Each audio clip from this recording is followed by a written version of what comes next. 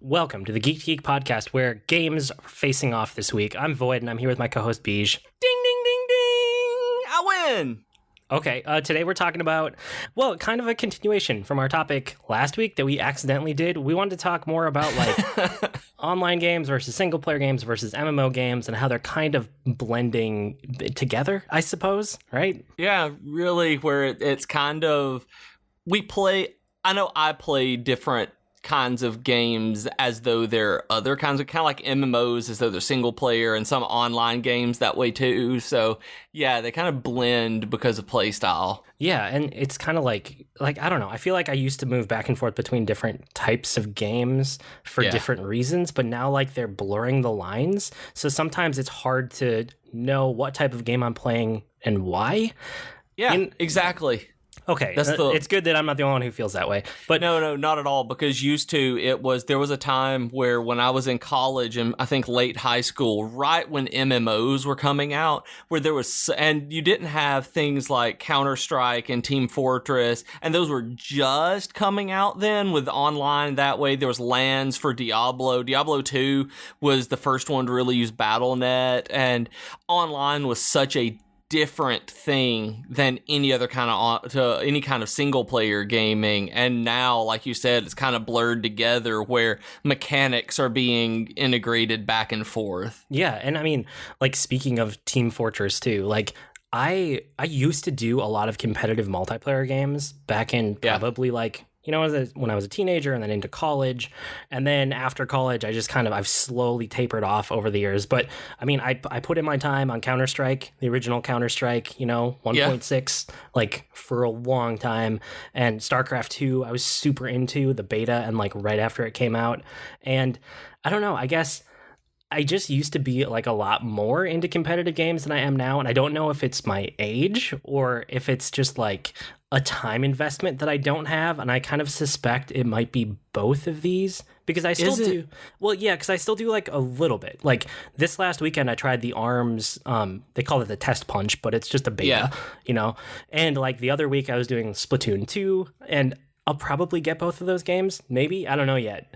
But they're kind of like casual competitive, which is almost a new genre. And it's something that I can't really get into because of that casual competitive, because I'm so all or nothing when it comes to that kind of thing that it's, I don't know, like Splatoon is fun and I really see why people like it.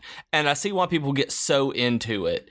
But at the same time, it doesn't feel like it has the depth of the more hardcore competitive games. And so I bounced off of it pretty quickly. And I haven't tried out ARMS because I don't have a Switch, but it looks neat. I would love to be able to play it, and I will eventually. But I don't know, competitive gaming has always been the tangential to where yours is, I suppose, where I wasn't a Counter-Strike competitor. I wasn't the first-person shooter, lobby game, RTS, and then later MOBA kind of gamer. I was like I said in an earlier episode last year, I was the competitive raider in World of Warcraft. I was the guy who was trying to be one of the very few people on my Star Wars Galaxy server who had a Jedi. I was, Ultima Online, PK, and competitive, like player killer in the PvP stuff that was going on.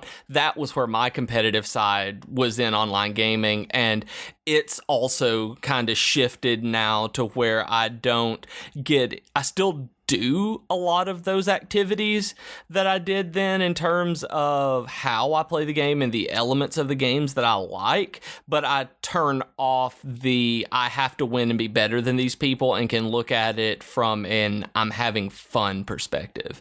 And I guess like I never felt like I had to win and be better than people. It's just not a part of my personality.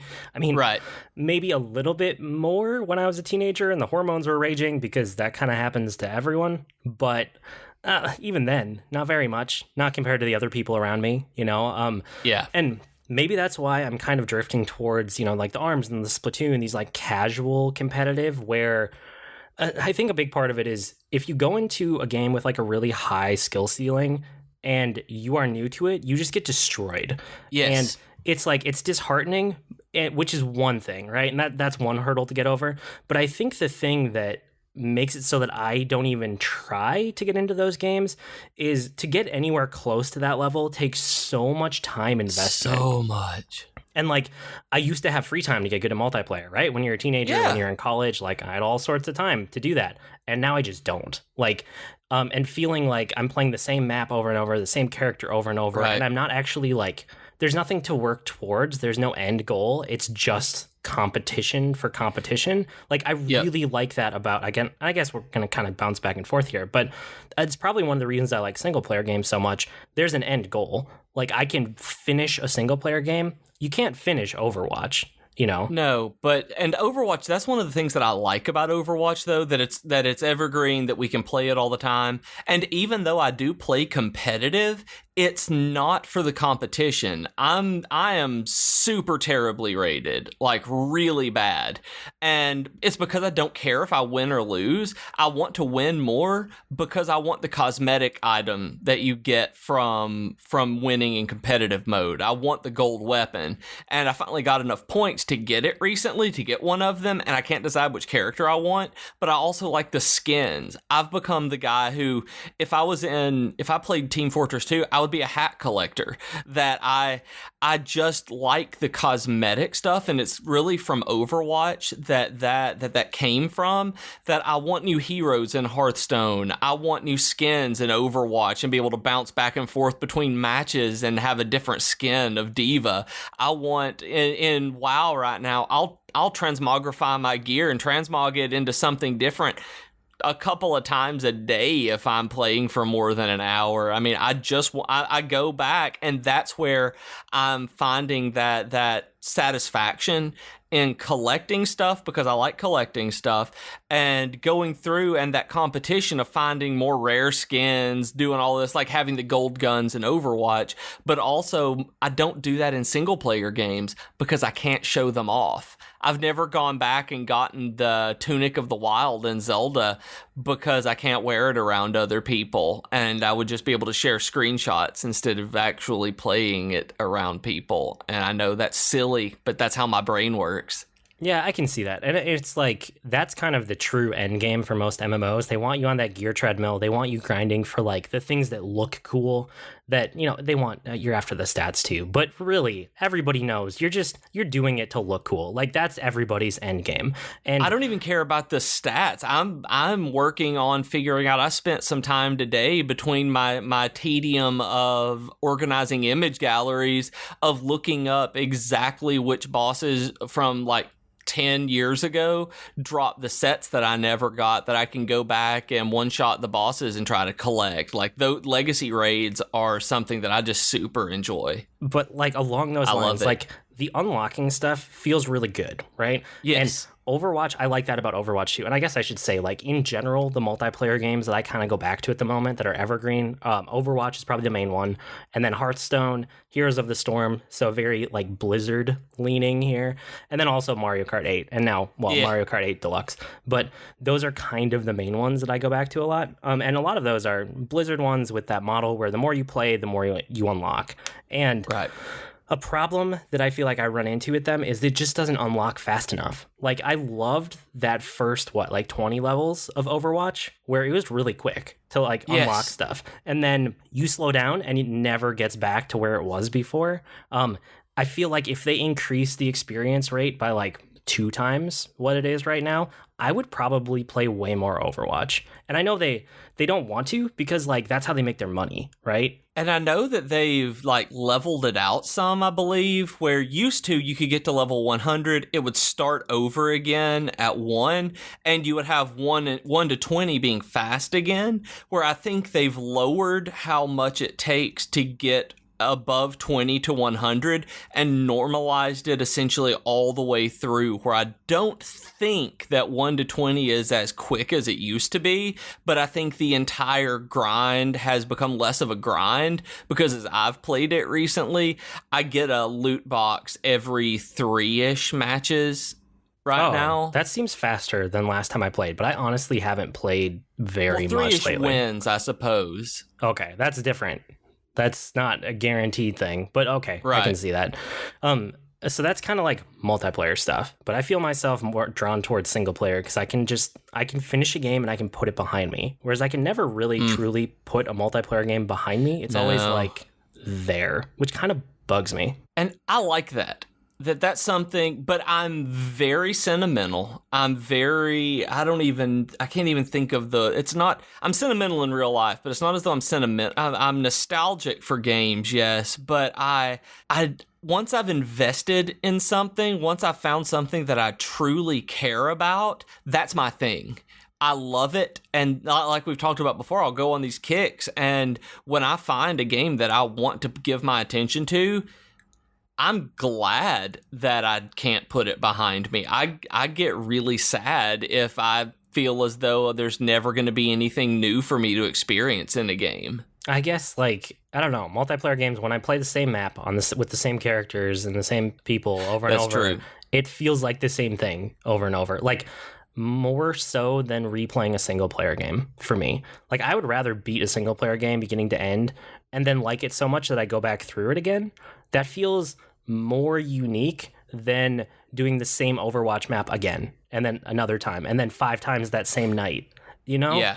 And you're absolutely right. That's why there's a lot of time that I stopped playing Overwatch for extended periods and those kinds of games. I guess those repetitive, episodic lobby games, I stopped playing them and then come back months later when there may be one new one in the rotation just to have that breakup and the distance from whenever I was playing it before. Yeah, and I don't want to pick on Overwatch either. Like, I feel like it's just a prime example. It's fantastic, but yeah, it's really good. It was like near both of our top of the year lists last year, and it deserves to be there. It's a great game, and like I do go back to it, but I'm at the same place with Hearthstone and with Heroes of the Storm, and like I went back into Heroes of the Storm the other day because there was some, I don't know, free hero bundle offer, and one of my friends told me, hey, jump in there for a second just to claim the bundle. I did that. And you get like 20 heroes or something. Right, exactly. And it reminded me of one of the weaknesses you can run into with a multiplayer game is that, like, when it's a game as a service, like we talked about the other week,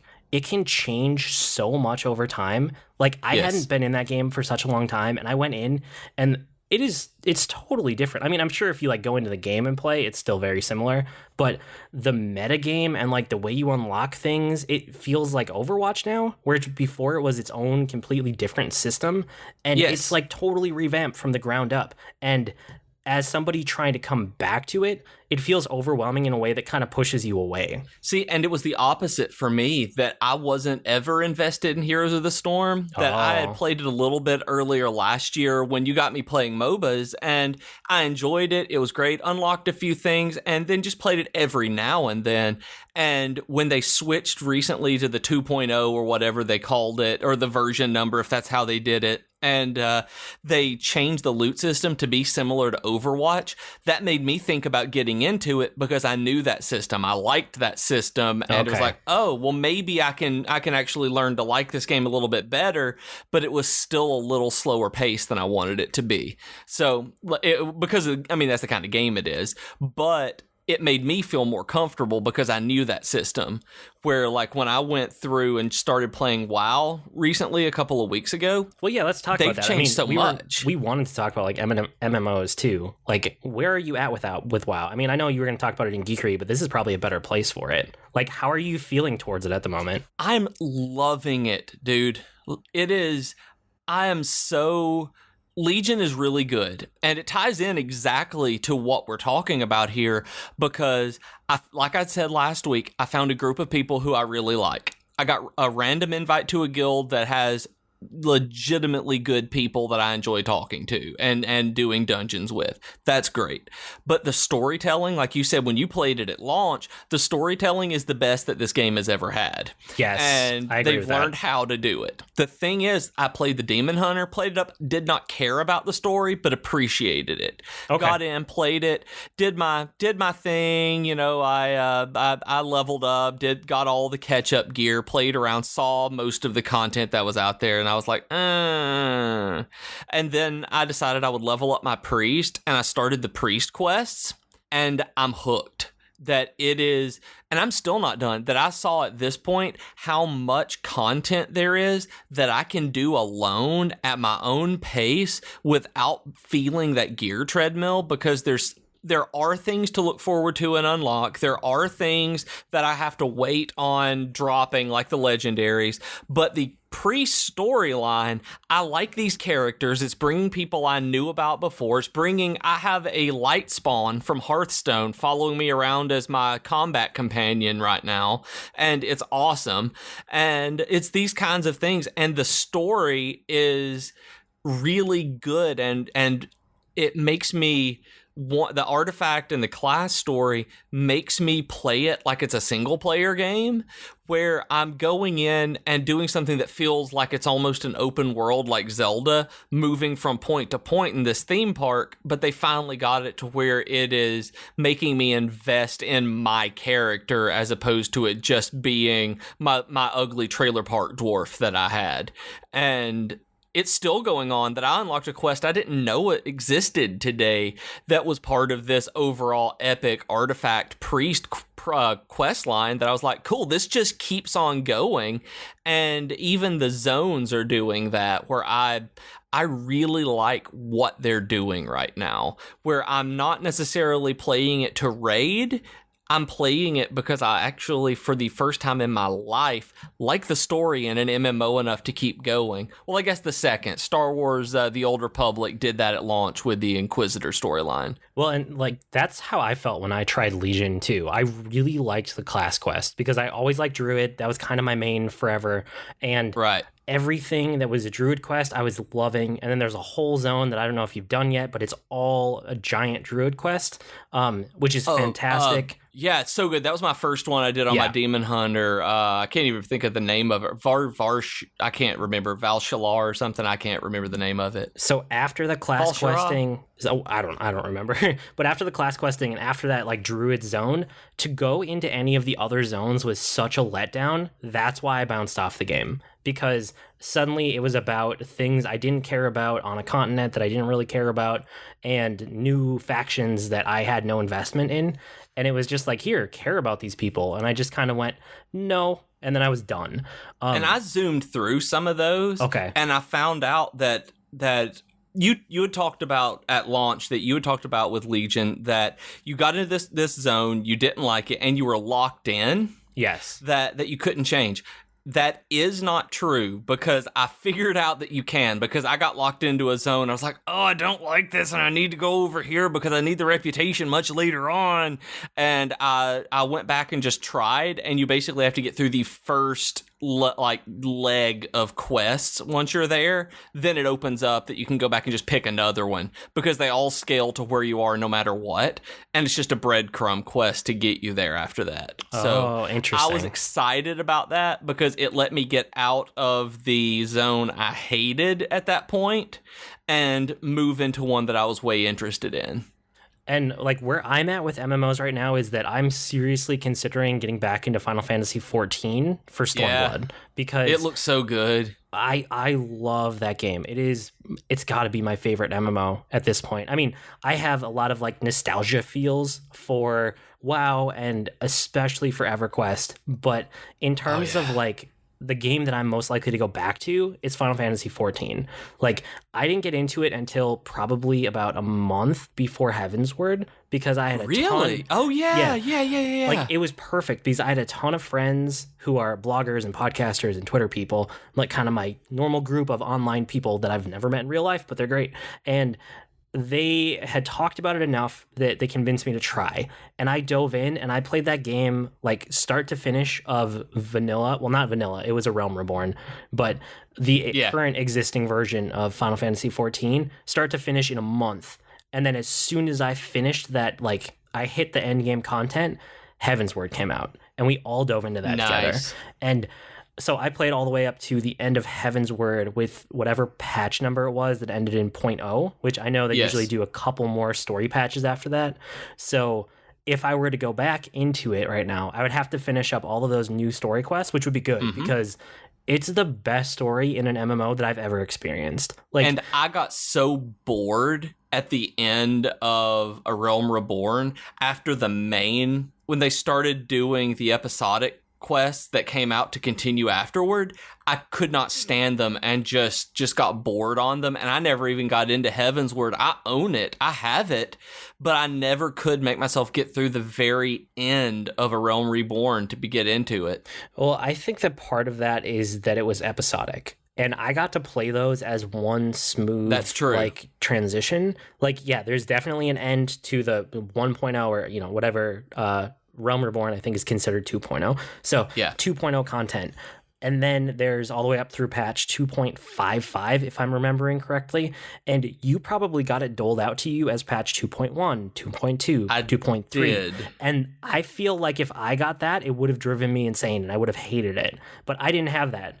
Like, I finished it, and then I just went into the rest of it. And that would have been awesome. I would have loved that because it gated content as it came out. That was one of the issues that I have with MMOs over single-player games, is that when new content is released, it tends to be gated behind some sort of either attunement or story in order to extend the content, which I completely understand. But with Final Fantasy XIV, these new episodes of story that were coming out, the extensions here, made it so that I couldn't go into the new dungeon with my friends who had already unlocked it and found it because I was 4 storylines back because I had too much grading to do. And so I wasn't able to go get into whatever the new dungeons were. And that kind of thing, I think, is bad game design. And it put a bad taste in my mouth because I was playing it with real life friends. I was playing it. We had a guild and a house and everything that we had pulled our money for and bought. And it was people we worked with, and it was absolutely lovely. And when I stopped being able to play with my friends because of game mechanics, it really put a bad taste in my mouth about that. And when I had to finish all of that up before I could start Heavensward with them to catch up to them, I just stopped. I just canceled my subscription because there's no reason in an MMO that it should be treating itself like a single player game so that it excludes the multiplayer part of it, which I can see doing the multiplayer to extend the single to exclude the single player, but I can't see excluding the multiplayer in an online game. And see, this is one of those places where we're totally different because I love the story in that game, and that story comes first. And I would never even try to play anything until I had gotten there in the story because I was invested in the story. Like, the people I was playing with, they're secondary. Like, they're good people. I play lots of other games with them. But in that game in particular, like, I was in it to get the story, and then doing all the other stuff came later. Like, that's an afterthought. So I guess I never felt that pull. But to be honest, even if you do feel that way, like, Final Fantasy XIV, compared to every other MMO on the market, has such good tools for playing with people that are lower level than you. You can basically, like, get top tier rewards for playing with lower level people and being their Sherpa through it. They have some of the best systems that I don't know why World of Warcraft has not blatantly ripped them off, because they should. They absolutely should. I think they're moving that way with the level scaling that they have going on in Legion, because the zones move with you no matter what. So it seems like they're getting that technology in place where probably in the next year or so, when the next expansion comes out, that might be part of it. Just straight up stealing that from them. Yeah, I think more games should. And I mean, you know, Destiny is talking about people being Sherpas, or I mean, Destiny 2 is talking about, like, experienced players being Sherpas for lower level players, and more games need that. Like, honestly, all of these games should be looking at Final Fantasy XIV and stealing the best ideas out of it, because I would love that in more games. But it is a fantastic game. It surprised me how much I liked it and how much I just wanted to stick with it whenever we were playing it, because it took me a while to get into it because of to actually start playing it. I mean, because I had such a bad experience with 11 because it was too online. It was impossible to solo and play alone in it, that you couldn't even, after like level 12, you couldn't do anything without a group. So going out from that into another Final Fantasy MMO, I was very hesitant, but 14 is so good.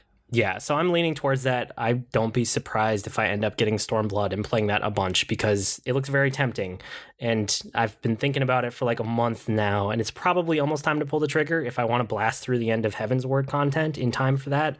So we'll see what happens here in the next little bit. I might be very tempted to do it. I think you totally should, and send me all sorts of videos and screenshots of it. What do you play in 14? I'm just curious. Like, I don't know what... I know you play the Druid in World of Warcraft, but what do you play in 14? I played a bard because they're essentially an archer with magic, and that holds a lot of appeal for me. I like that.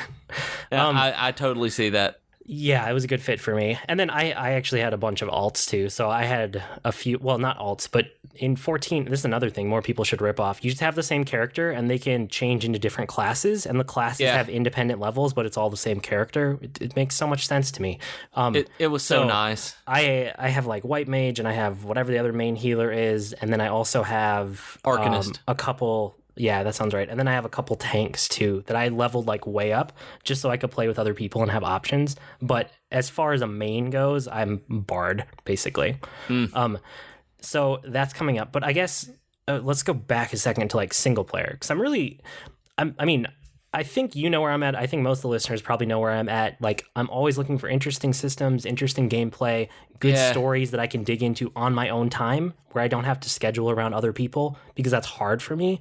But like, what's appealing for you in single player games right now? Like, I know you got into Zelda, but I feel like you've barely done any other single player stuff lately. It's because it's really hard for me to get into single player games, that it has to be a very, very, very good game to get me hooked to want to spend time on it, because there's been a shift in my personality where it's not like I feel like I should be doing other things. It's that I don't feel like a lot of the single player games I've had are worth my time, that there are better games to be played. There are better things I could be doing with my time. I could be running.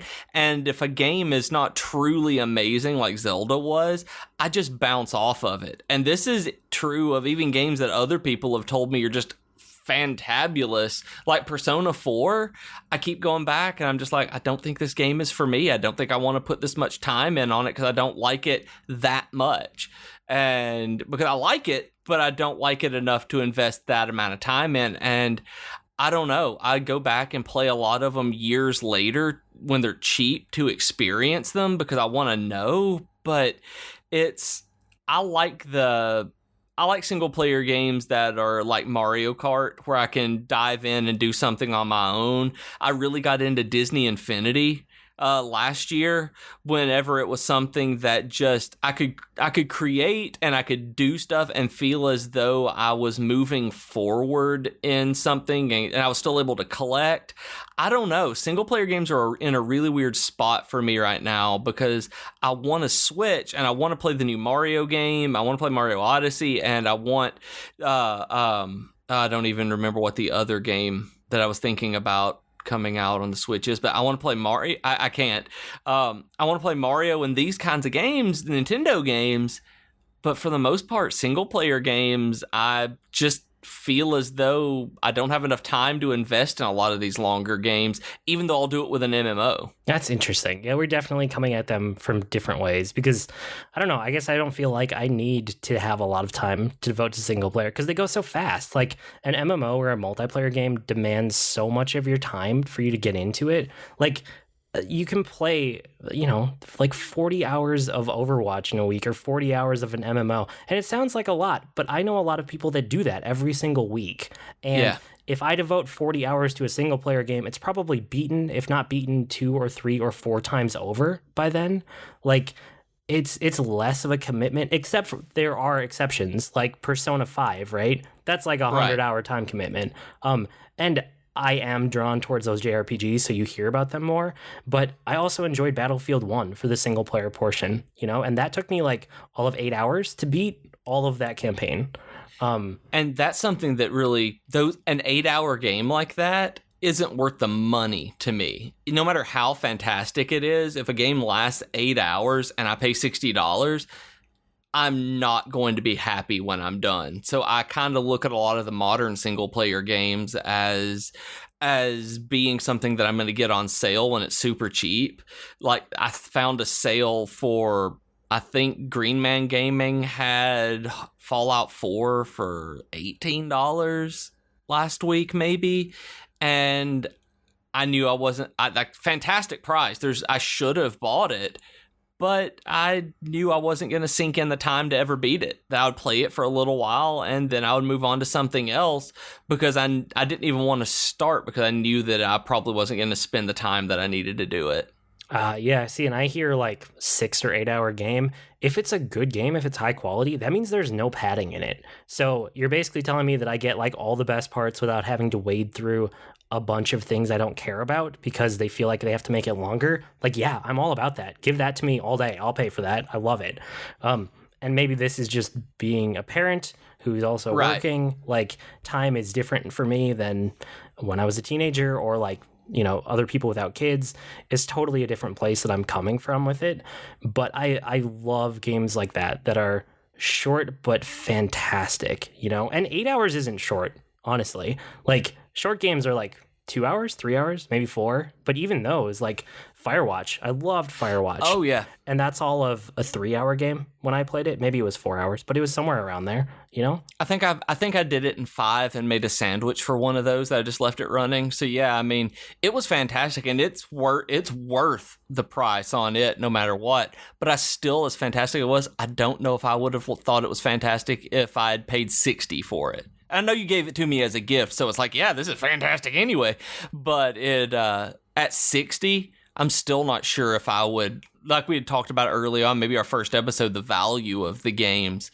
And that's so ingrained in me in online games as being so much value for the price. And like, it's well, first of all, Firewatch is like a $20 game, but yeah. Like, the price to length ratio, like, it's so different for so many people that I don't know. I guess I'm just one that doesn't really care about it anymore. As long as it feels like it was a good game, it can be whatever length that it feels is the right length for the game. And I don't know what it is. There is something about the monetary side of it that I look at and I'm like, It's so funny that like you hesitate to put money in if it's short, but you also don't want a long single player game, because you just said that.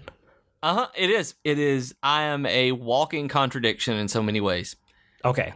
It has to hit this perfect spot for me where I know that it's going to be an absolutely stellar experience, but still be something I can sink my teeth in and not feel as though it was wasted. Like that's why I latched onto Zelda so hard. There was just so much to do that I never felt as though it was wasted, but I was still able to get in and get out and not devote my life to it like an MMO. That's interesting. Well, we're definitely both into all of these different game types, so it's just for very different reasons, which is probably good that we're coming at it from different places.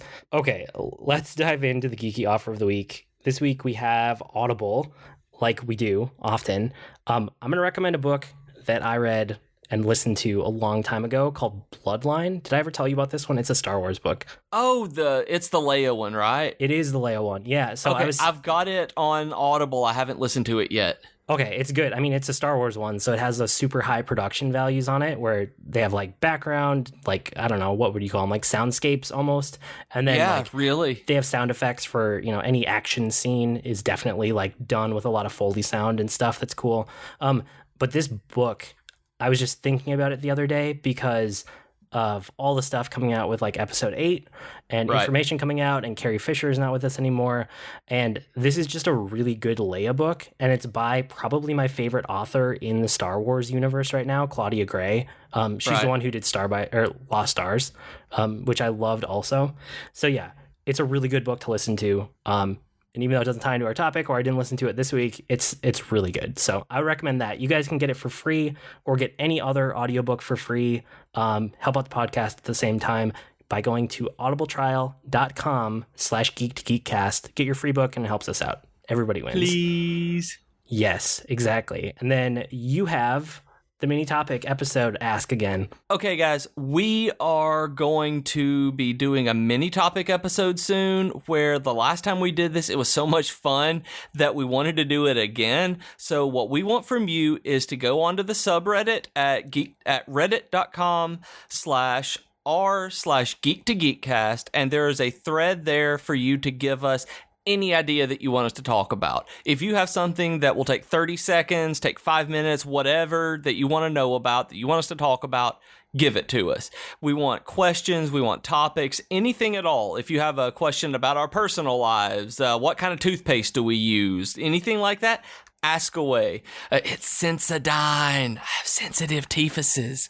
And whatever it is you want to know about us, just let us know. Whatever you want to hear us talk about, let us know, and we will be doing that for you very, very soon. Or you can email it to us or tweet it to us at @geek2geekcast or geek2geekcast@gmail.com. Yes, I'm watching all those places. If you send it to any of them, I will get it into the show notes for that episode that's coming up. And with that, it's time for our weekly Geekery, where we share what we've been geeking out about this week. So besides World of Warcraft, what else have you been up to? The new season of The Unbreakable Kimmy Schmidt came out, and I can't remember if you've watched it. Have you? No, I don't think I've ever seen it. I mean, I looked into it once, and it didn't look like it was a show that I'd enjoy. I'm not sure if you would or not. Probably not. Did you watch 30 Rock? I tried, and I hated it. Okay, then you will not like Kimmy Schmidt, because it's done by Tina Fey. A lot of the people from 30 Rock are doing it. It was one of her follow-ups to it. It is so good. Like, it is exactly my kind of humor, and I'm really excited about season 3 because I was disappointed in season 2, because the first season, going all the way back to 1, is brilliant. It really finds its feet about halfway through, because it was a network show. It was, I think, for NBC, that they didn't want to pick it up after a while, and it moved to Netflix, and they got it. So about when there was that transition, it changed in the production, and so you can feel that in the show. But it's still awesome. It's still just great. It is wonderful, but it starts out as a network show. And the second season feels like it has sequelitis, where it's still tying up stuff from season 1. They're figuring out what to do with the show, and it just never had that oomph that the first one did.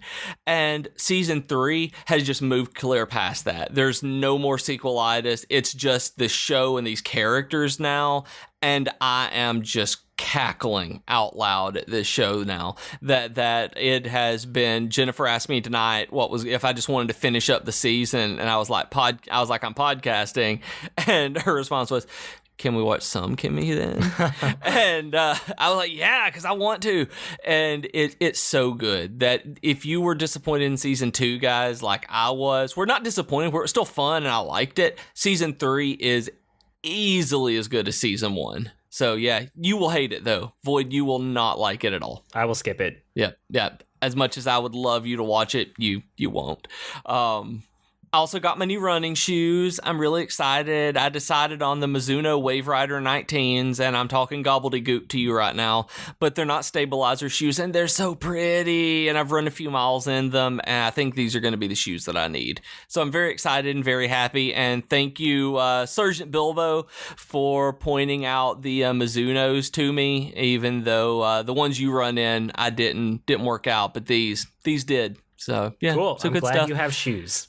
I like shoes. I like running shoes. I'll talk about running shoes with just about anybody.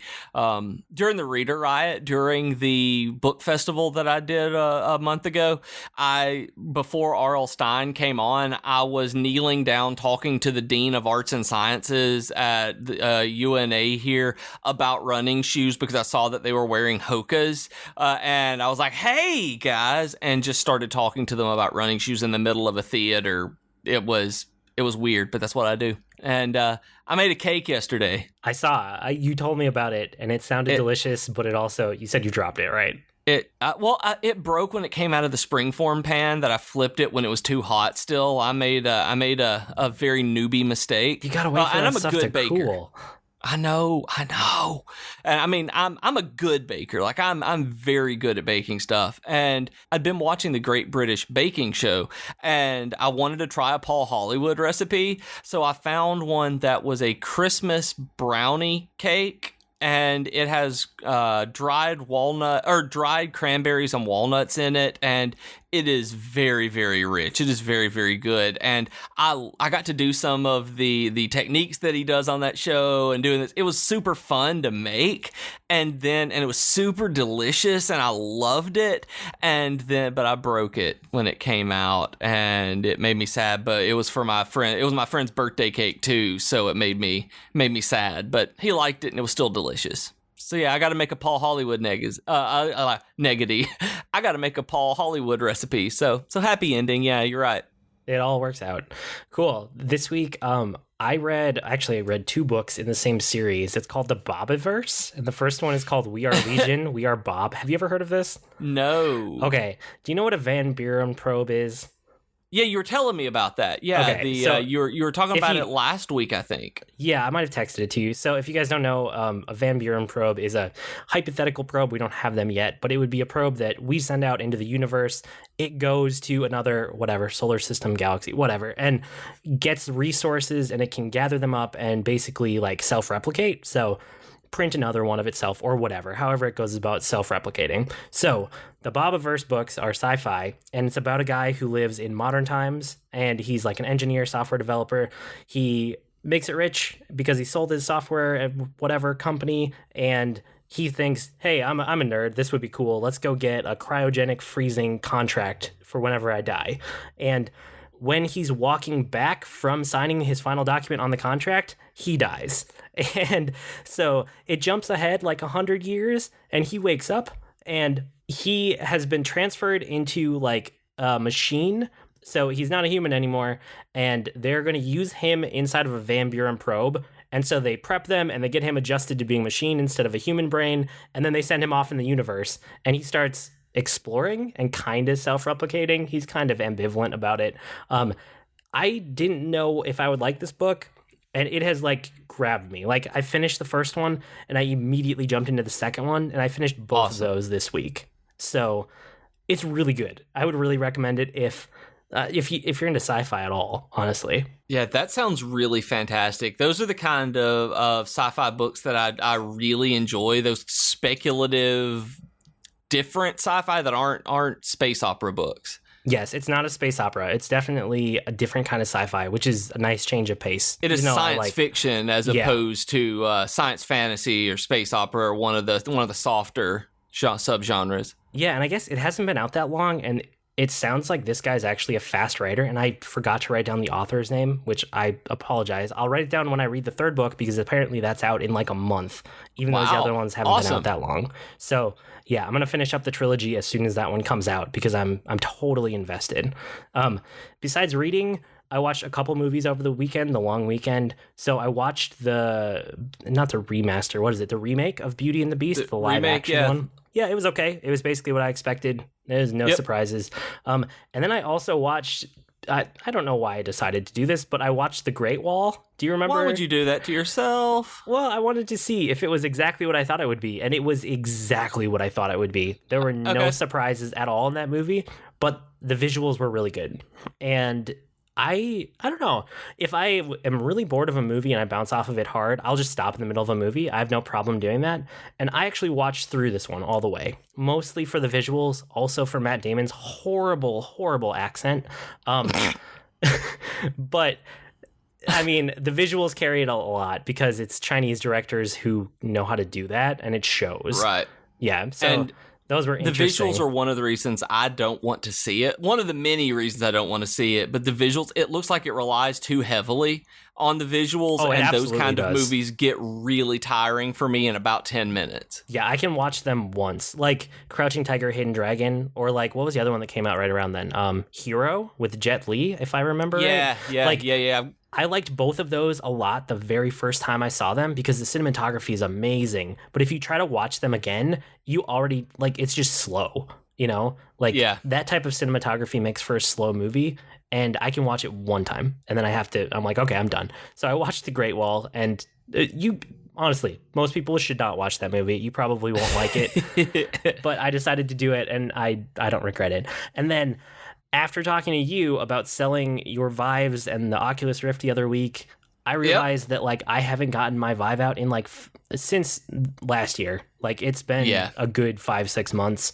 And I was like, well, it's sitting here, and someday I might have dedicated space where I can leave it set up. But until then, I kind of would rather have the money back. So you inspired me to go back to eBay. And I have to say, eBay kind of sucks. Like, there are so many issues with it. And I've used it before. Like, I used it, but not since before my kids were born. So it's been a while. I'm gonna guess it's been like 10-ish years since the last time I bought or sold on eBay. And I used to have an account that was like 5 stars because I had bought and sold a bunch and I had good standing. So I went to go retrieve that account and it doesn't exist anymore. So that was the first thing that I was like, okay, why are you doing this to me? And then after that, creating a new account, there were so many issues linking like my new account and getting it linked to a shipping thing with like UPS or anything else. And their interface is just atrocious.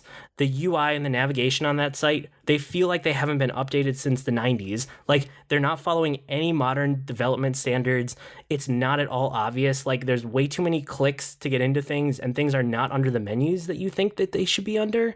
And for an e-commerce site as big as that one is, I can't believe they're not using HTTPS, which, if you guys aren't a web developer, that is like the modern secure protocol that you want to look for anytime that you're on any kind of site that handles money. You want to look at the top, and if it's HTTP, it's the old standard. Like, it doesn't mean it's bad. It doesn't mean they're trying to rip you off, but HTTPS is the modern standard. It's a secure connection, and it's eBay. Like, it's one of like the biggest selling sites on the internet, and they don't have HTTPS. They don't have modern security.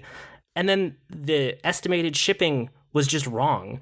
Like, I put in all the information about it, and it ended up costing me about like 4 times the amount of shipping costs that eBay thought it would. So that was money that I just had to eat, which sucks. But I mean, at least it's a big enough ticket item that it makes up for it.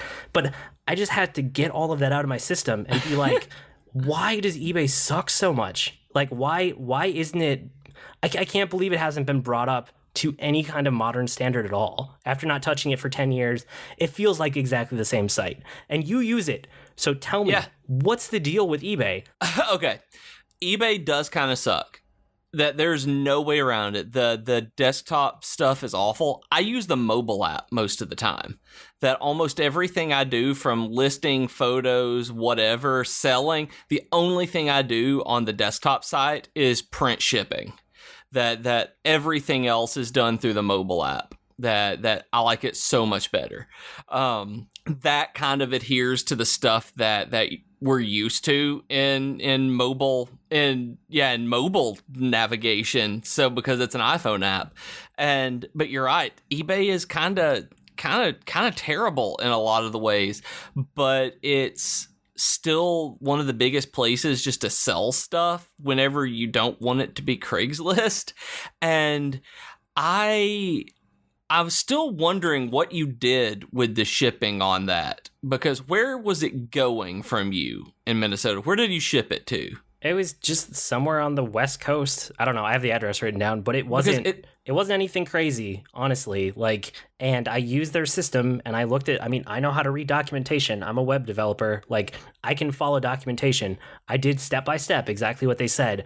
And it just failed in so many different ways at the same time. And it wouldn't link up to even let me print the shipping label, so I didn't get any of the discounts you're supposed to get when you do it through them. What do you mean link up? I don't have to link anything. I just go in there, say buy with PayPal, and then click the button and print it through eBay. That's not at all how it worked for me, or what they tried to get me to do, or prompted me to, or gave me instructions on how to do. So it's just, I don't know. It was just a horrible experience all around with eBay. And I had a horrible experience this week too. I didn't tell you about this because I wanted to wait until it was completely resolved, because I have been raging at eBay this week because I paid, okay, so full disclosure on all these Vives and Oculus, I found them at a store for way cheaper than I did, obviously, than they would normally, and I dropped about $2,500 out of my savings account, bought them to sell. So I should have made, when I sold all together, I should have made about $550 is the profit on all this. After all fees, all shipping, all the discounts, and everything's been taken out. Once I sold all of these for what they were going for standard on eBay, I should have made about $500 on my investment. It's great. Everything's good. I'm putting that on the MacBook for work, pay it off. Things are great. And they sell immediately. People are buying them for $784 each when I pay $500 for them. It's great. Don't understand why when the Vive is $799 on the website. I guess I don't know. But they're doing it. And turns out that I got scammed, Void. Oh, no. I get an email from eBay that says they're refunding my thing, that there was all of this, that the account had been compromised, and that I need to make sure that I don't send the item. Well, the item had already been delivered by the time this happened. Brutal. That my $534 with that taxes and everything included Vive had already been shipped, and I'd been in contact with this guy, and I fell for one of the oldest. I've been eBaying on this account for the last 19 years. Wow. And I've never been scammed before. But this guy told me that, so it was like, hey, I moved. eBay has my wrong address in there. You want to ship it to me? And I'm like, yeah, sure, that's fine. Print, click, everything's good. Sends me the money on PayPal. Everything is good. Same name lines up on the shipping from eBay. Things are great. And then I get that email from eBay.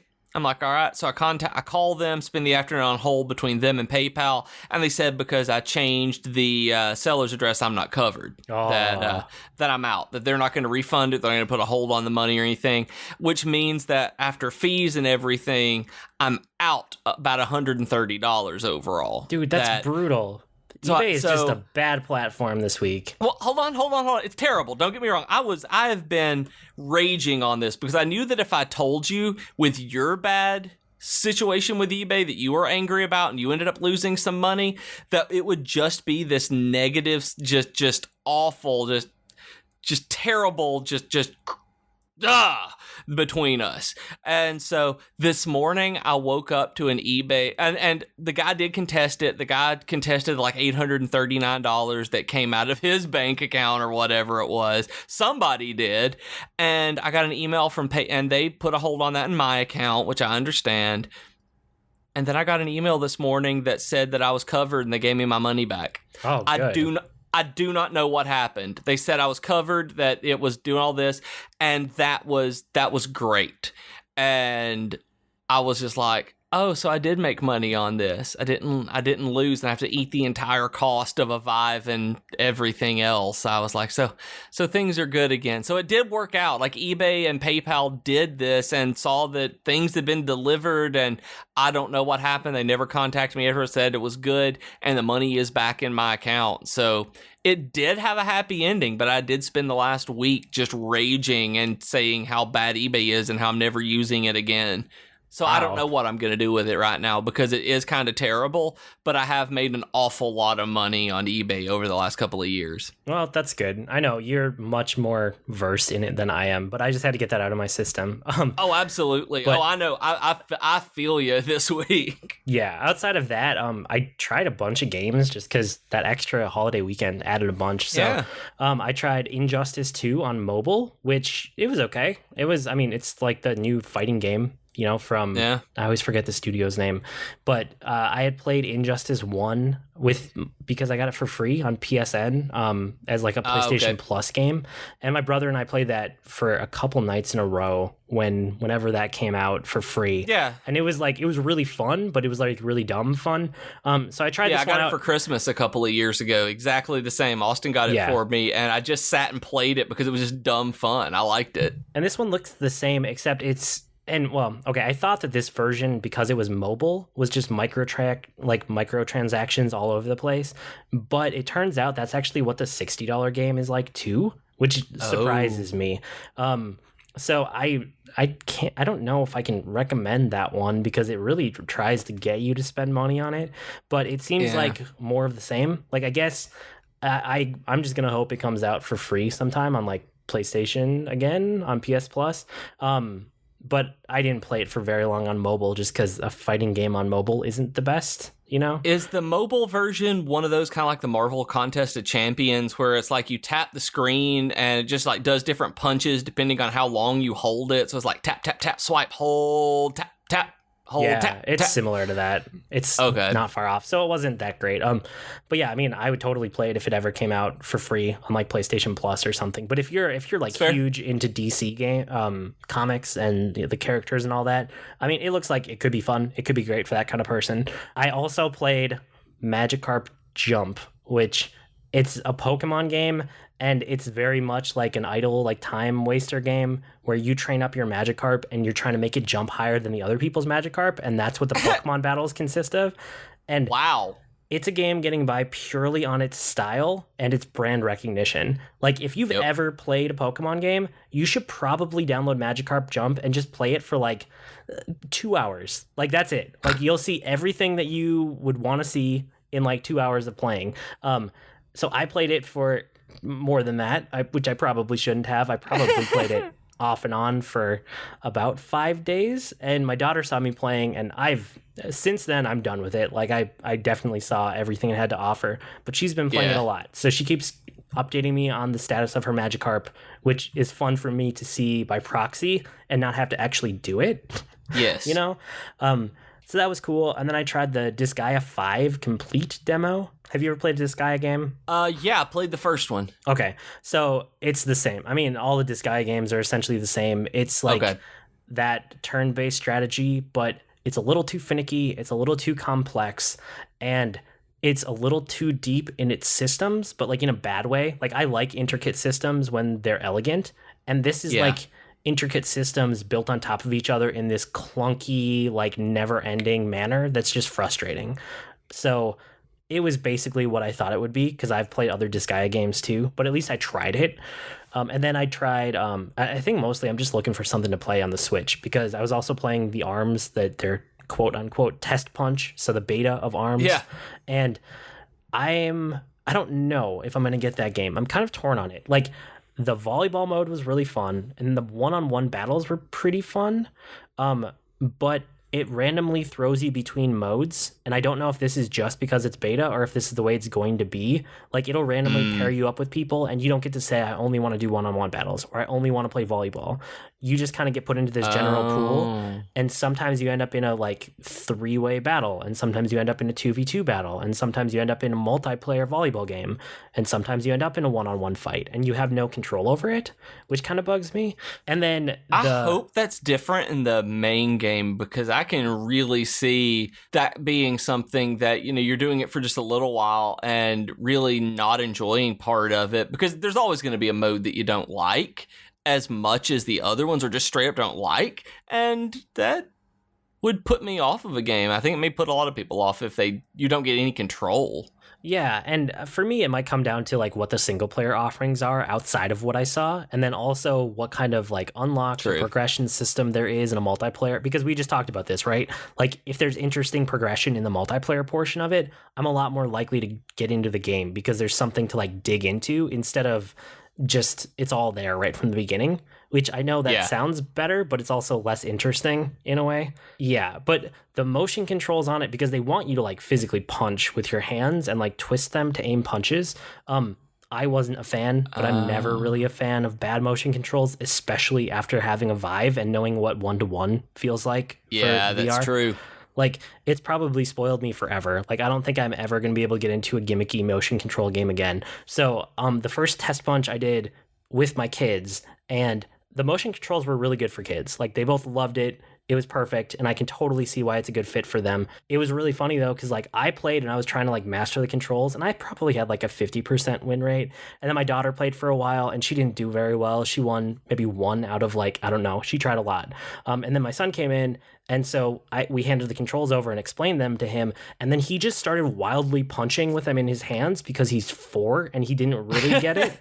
And motion, like, he's good with a controller with buttons, but we don't do a whole lot of motion control games in my house, right? So he didn't really know. So he just starts wildly punching, and he got 100% win rate. Like, It was just, it's frustrating. Like, he got the best win rate out of all of us for that 1 hour period. I just couldn't believe it. He's just that swinging makes me wildly. so happy. It made me happy too, but it also made me like, I really don't know about these motion controls. So yeah, as far as from the development side of it and being a discerning gamer, I suppose is the way to put it, that it may not have as much depth to it as something that would be it may not have enough depth to really keep your attention for a long time. Well, so they only do test punches in like it's such a dumb name. They only do the beta test in hours, right? So they have like a 1 hour block, and then you have to like schedule the next hour block. So are they still doing that?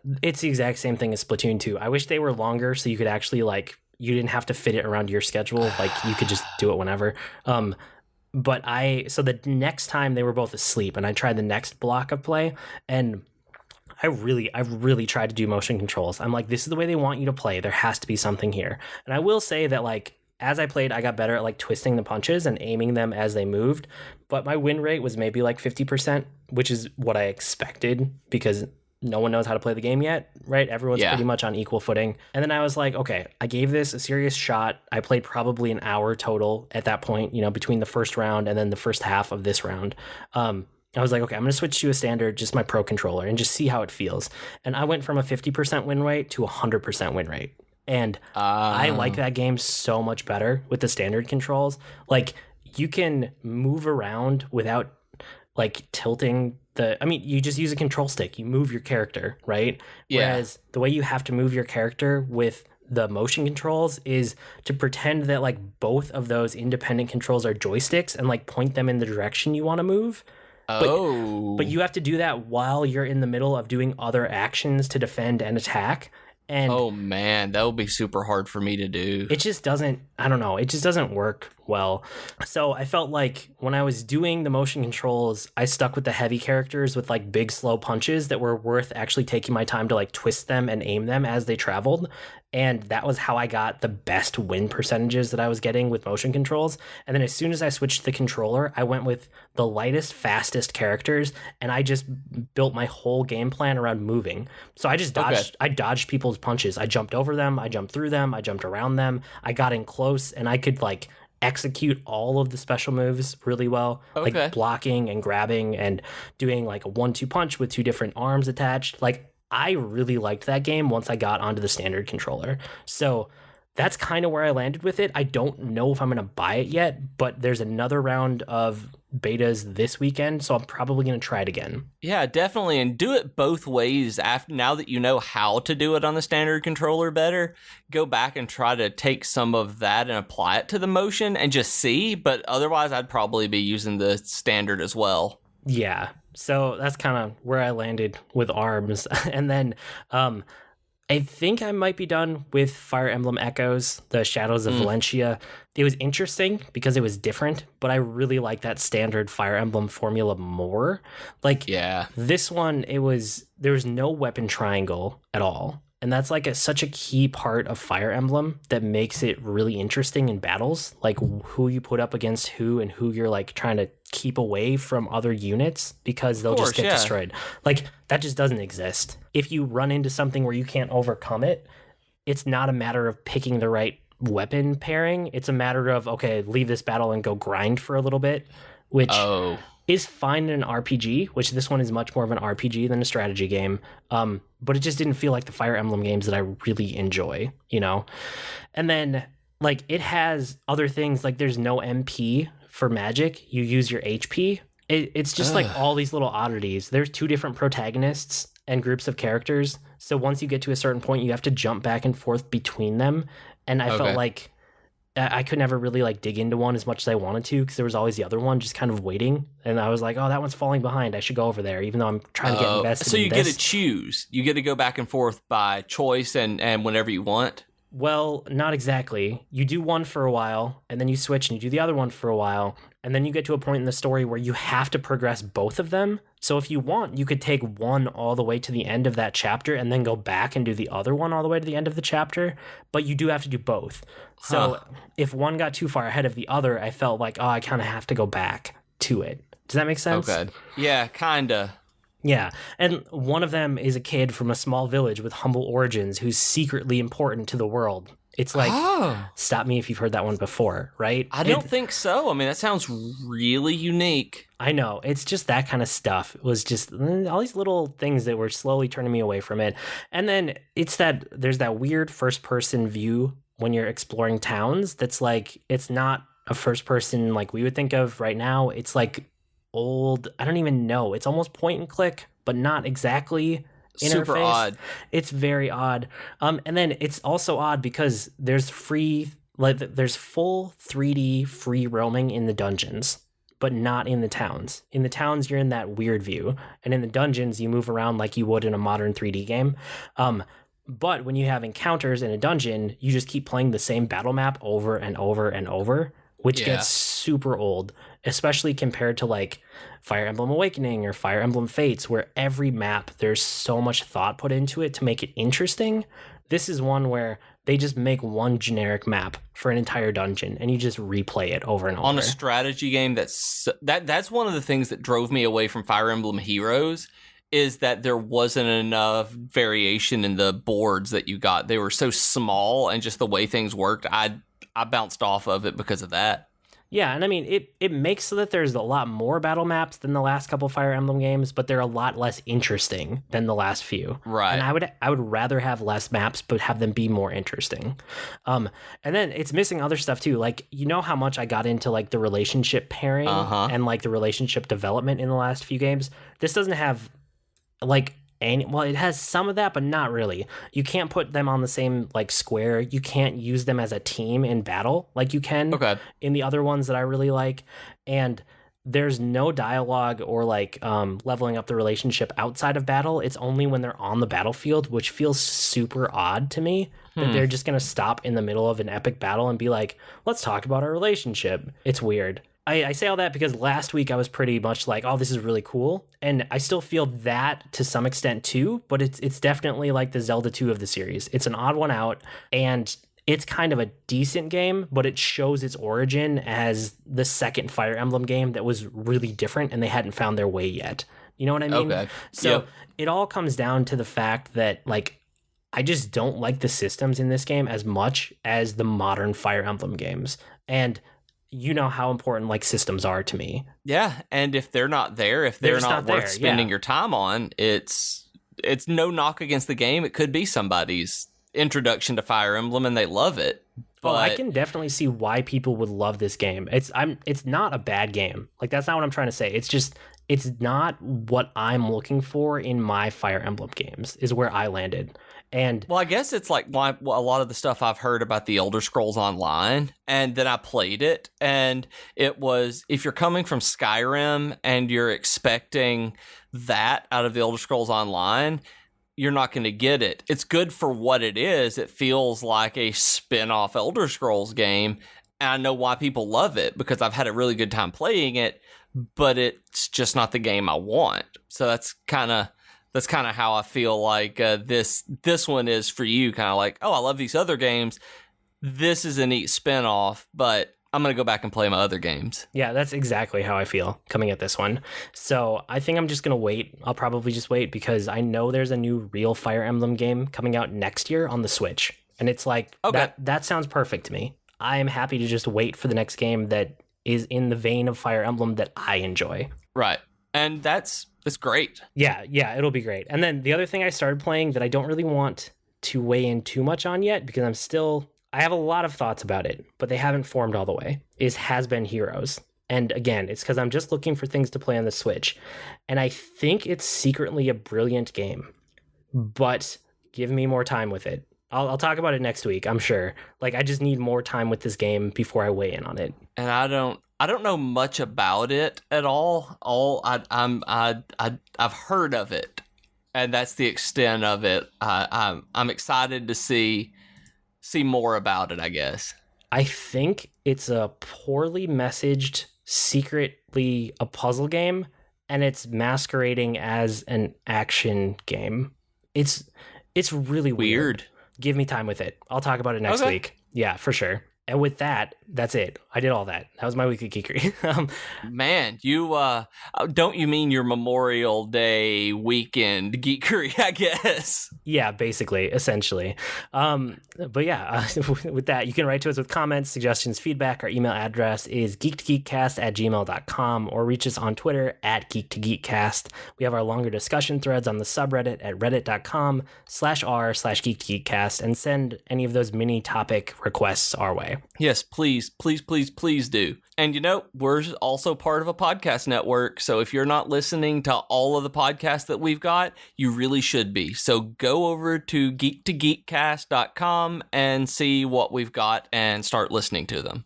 I blog at agreenmushroom.com, and you can find me at grnmushroom. That's green mushroom without the E's on Twitter. And I'm on Twitter as @ProfessorBeej. That's Beej with 2 E's, and you can find me online at bjkeaton.com. We've been Void and Beej with your Geek to Geek podcast. That'll do it for this week. See you next week, geeks. Bye, geekies.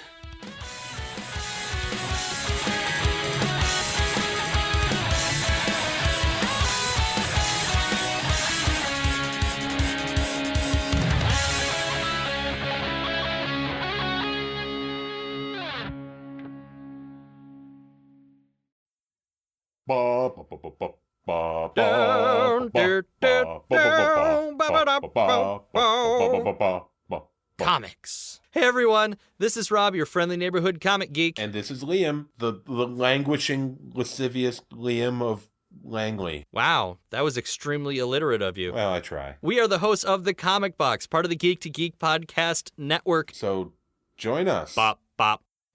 Oh, yeah.